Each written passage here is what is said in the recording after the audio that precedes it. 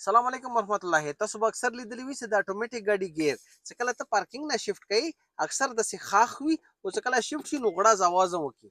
داسې ویلې کېږي رسو څه په دې مو پوه کم چې کله ته اتوماتیک ګاډی په چړۍ باندې یا په اترۍ باندې پارک کې چاهے د چړۍ او اترۍ کم اویلې نه دی نو خلک څه کوي چې اول هاند بریک اوچات کړي بیا ګیر پارکینګ ته واچي بیا اخر کې پیډل بریک پرېږدي.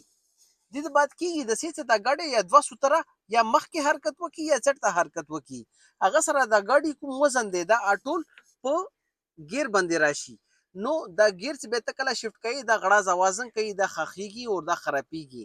طریقې کار څه پکار دی رسو څه په دې مو پوه کم چې کله تاسو اتوماتیک ګاډی پارک کوو نو هغه څه سټیپس دي. اول به تاسو هاند بریک اوچات کو چې کله هاند بریک اوچات کو بیا به ګیر نیوټرل ته شفت کو بیا نیوټرل ته بعد به تاسو پیډل بریک پرېږدو. دې د بعد کچېرې دا ګاډی یو دوه سوتره مخته یا چټ ته حرکت وکړي نو دا ټول وزن به په هاند بریک باندې راشي بیا په ګیر به یې نه راځي نو ګیر به تاسو اخري کې بیا پارکینګ ته شفت کو. سټیپس یاد وساتو په یو پرې بیا اول هاند بریک بیا نیوټرل بیا پیډل بریک پرېږدئ اخر کې به ګیر پارکینګ ته واچئ.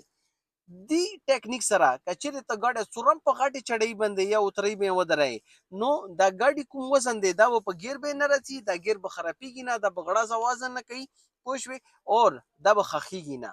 داسې ویډیوز لپاره ډرایو لوجي سبسکرایب کو. مننه. آباد اوسئ.